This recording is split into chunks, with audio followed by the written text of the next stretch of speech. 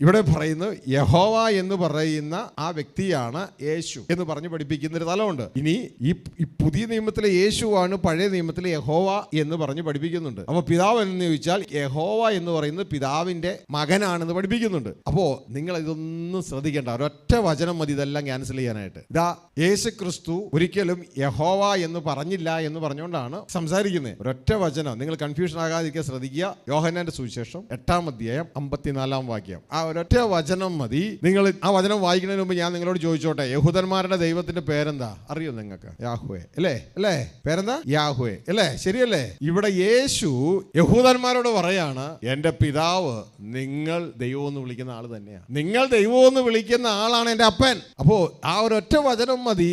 ഇതിപ്പോ യഹോവയ്ക്ക് മുകളിൽ ഒരു പിതാവുണ്ട് എന്ന് പറഞ്ഞ് യഹോവയാണ് യേശു, പിതാവിൻ്റെ പുത്രനാണ് യഹോവ എന്നൊക്കെ പറഞ്ഞ് പഠിപ്പിക്കുന്നതിനെ നിങ്ങൾക്ക് വളരെ ഈസി ആയിട്ട് മനസ്സിലാക്കാം. തർക്കിക്കാൻ പോകാനൊന്നും അല്ല, നിങ്ങളുടെ വിശ്വാസം മാറിപ്പോകാതിരിക്കാനായി പറയണേ. വായിച്ച് 8:54 യേശു യഹൂദന്മാരോട് പറയുകയാണ്. യോഹന്നാൻ 8:54. ഞാൻ എന്നെ തന്നെ മഹത്വപ്പെടുത്തിയാൽ എന്റെ മഹത്വം ഏതുമില്ല.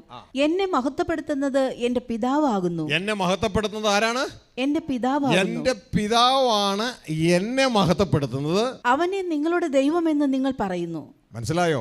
എന്റെ പിതാവാണ് എന്നെ മഹത്വപ്പെടുത്തുന്നത്. അവനെ നിങ്ങളുടെ ദൈവം, യഹൂദന്മാരുടെ ദൈവം, നിങ്ങളുടെ ദൈവം എന്ന് നിങ്ങൾ പറയുന്നു. നിങ്ങളുടെ ദൈവം ആരാ? യഹൂദന്മാരുടെ ദൈവം ആരാ? യഹോവ. യേശു പറയുന്നു ആ വ്യക്തിയാണ് എൻ്റെ അപ്പൻ. മനസ്സിലായോ? ആ വ്യക്തിയാണ് എൻ്റെ പിതാവ്. ക്ലിയർ ആയോ? യേശു പറയാണ്, ഇതാ എന്നെ മഹത്വപ്പെടുന്നത് ഞാനല്ല, എന്നെ മഹത്വപ്പെടുത്തുന്നത് എൻ്റെ അപ്പനാണ്, എൻ്റെ പിതാവാണ്. ആ പിതാവിനെ നിങ്ങൾ എന്താ പേരിട്ട് വിളിക്കണേ? നിങ്ങളുടെ ദൈവം. മനസ്സിലാവുന്നുണ്ടോ? ഹല്ലേലൂയ. അപ്പൊ തന്നെ ഇതെല്ലാ വാദങ്ങളും പൊളിഞ്ഞു.